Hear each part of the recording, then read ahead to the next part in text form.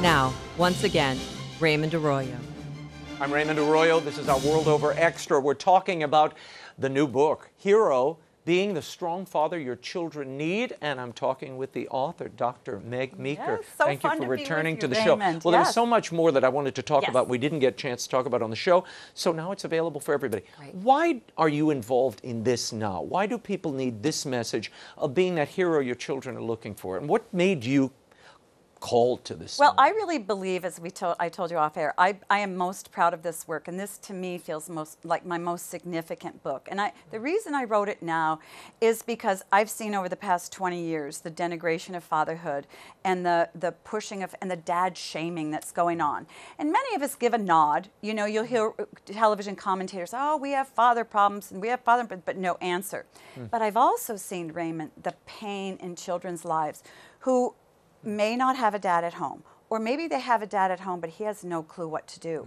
I've also seen many very smart men who run great businesses or play football, feel very confident in what they're doing in business, but then they walk through the doors of their home and they go, I don't really know what to do. And the truth is they do know what to do, but they won't act on it.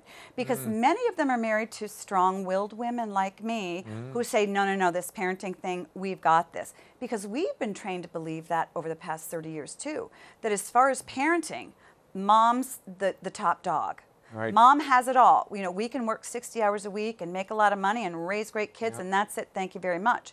As a matter of fact, we just need some sperm donors, and we'll be off and on our way. Everything will be fine. Yeah, but see, what I do is I'm a child advocate, so I say what kids can't say. And so I speak for them. And this is a book that's from the voices of children saying, Dad, please understand, I need you so. And you deal with so much of the fallout in your I do. practice. I've been doing it I've been doing it a little over 30 years, and I've listened to thousands and thousands of kids. What do you say to parents? We're dealing with, and you write about this in the book, we're dealing with a hyper-sexualized culture. Yes. I mean, we had a sexualized culture. This is something we never saw. How, as parents, should we deal with this? Are there strategies, limitations on media? What would you recommend? Yes. Well, first of all, you need to have a talk with your kids about what their sexuality means to you, how you believe that their body is precious and how God made it, and what God's rules for sex and sexuality are. And be very clear about it. Parents are so timid. Yeah. And then you need to say, even play a game with them when they're watching TV. Say, spot the lie and spot the truth, and spot the sex and what message are they trying to give you. But to really, kids want boundaries. They want to be told. They want clarity. And we're told in our culture, clarity is bad because then you're a bigot. No, it isn't. You're limiting those children, Meg Meeker. No. We're opening truth to them, because when you get to in sexuality, I really believe that this whole hypersexualized culture is going to implode, because the arguments can't stand. It's getting so out of control. It just doesn't stand. The kids are getting STDs, and they're all over the place, and depression, destroying their bodies. Every child I see who comes in with depression, I say, I will help you if you do one thing: stop having sex. And they look at me and say, what are you talking about? I said, just watch. Give it 2 weeks and then 3 weeks, and we're going to talk every week. And they come back and they always say, you're right. Sex messed with my head. They weren't ready for it. They're too young. Too young. Way too young. Yeah, you have a talk on your website. I do. MegMeeker.com? Yes. And MegMeekerMD.com. Meg Meeker, MD. Sorry. Don't forget the MD. Yeah. And that's for the parent who might have difficulty articulating their vision of sex with their children, but you give them a template for dealing with it. I do. I actually have 2 videos. The first is how to talk to your child about sex at any age. So I have guidelines, if he's 8, if he's 10, if he's 12, with it. But I know that a lot of people really, really don't want to do it. So I made a second video where I do it. So it's kind of a script for them to follow. No, it's me talking to the kids. Oh, so you could play this together. All a parent has to do, one is talking to parents, this is what you say, this is how you do it. Right. Video number 2 is if you really can't get yourself to do it, just hit play and let me talk directly to your child about sex. But watch it first, because I want you to teach your kids what you want, and if you don't like anything I say, don't show it to them. Right. But you need to be talking to your kids about sex, and you want somebody like me who thinks they shouldn't be sexually active. I want to talk about a few topics out there in the pop culture. There's a show on Netflix. It's called 13 Reasons Why, and it is about a girl, a teen, who commits suicide, and she leaves tapes behind for the 12 people she blames for her suicide, and they bullied her, basically. She was also sexually assaulted in one of the episodes, which is very bizarre. But is this an accurate portrayal of the causes? Is it usually a one-shot bullying episode that causes suicide? You know, I think that the people were trying hard to help kids, but they're terribly misinformed, because here's what depression is about that leads to suicide, Raymond. Depression is about hating self. So it's about a child, Billy, can't stand Billy any longer, so Billy kills off Billy. It's not about somebody else, an external force harming you, or an external force bullying you. Yes, that contributes to depression, that contributes to a lot of problem, but ultimately it's not what's going to cause you to commit suicide. Think of the people in other countries that are dealing with a lot more oppression than we are. They're not committing suicide. Why? Because they have a remnant of self-value that their parents impart to them. And mental illness is never considered here, which is oftentimes a contributor. Very often. Depression's a very, very serious issue.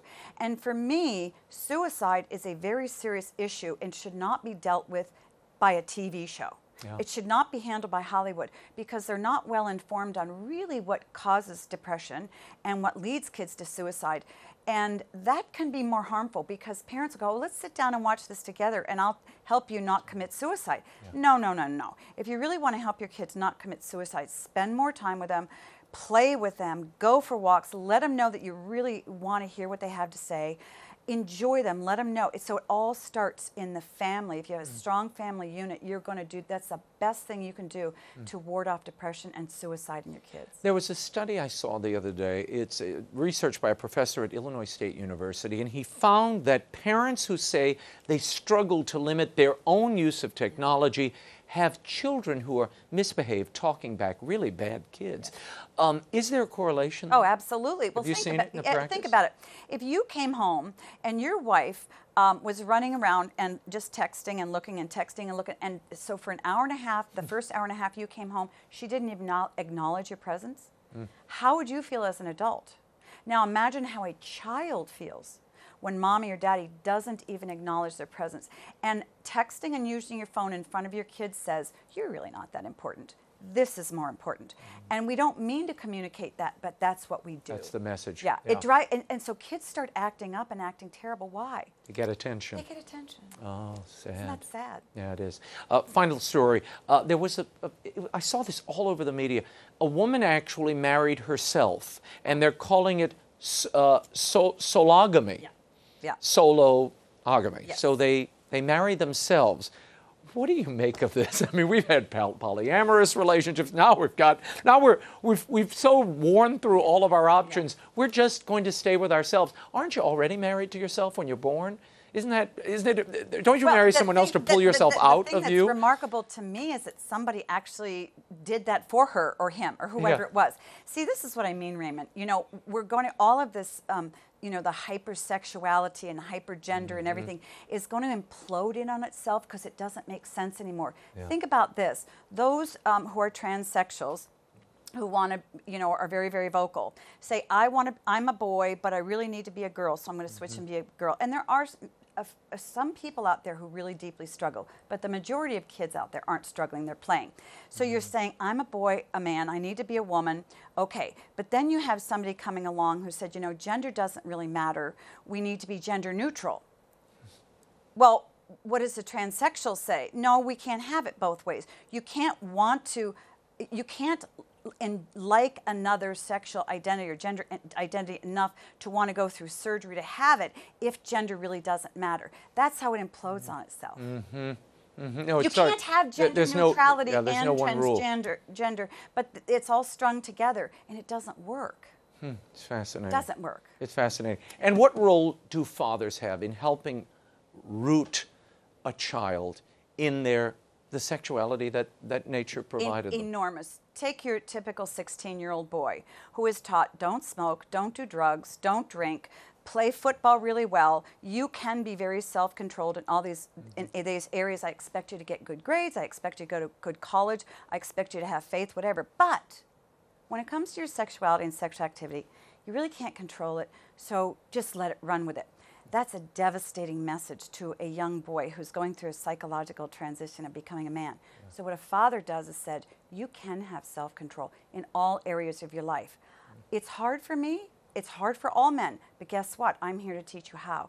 And you better start early because it doesn't get easier. You know, once you're married to one woman. And I, your father, am here to show you how to do that really well. What a great advice. And the book is filled with advice like this. The book is Hero, Being the Strong Father Your Children Need by Dr. Meg Meeker. It's available now at bookstores everywhere and online. Thank you for being here. Thank you, Raymond.